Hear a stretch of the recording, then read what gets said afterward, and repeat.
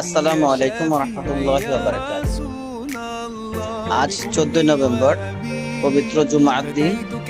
আমরা এই দিন সবাই রাসূলের প্রতি দুরূদ প্রেরণ করতে ভুলব না।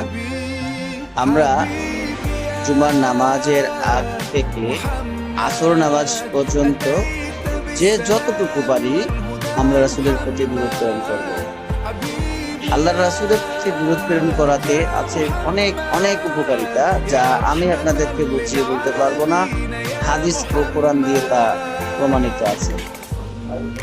ছোট্ট একটি উদাহরণ হিসেবে বলতেছি, আপনার যদি পেরেশানি থাকে তাহলে আপনি প্রতিনিয়ত দুরূদ প্রেরণ করুন, দেখবেন আপনার পেরেশানি দূর হয়ে যাবে।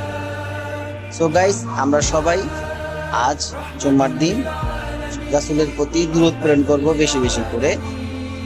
ধন্যবাদ। আসসালামু আলাইকুম।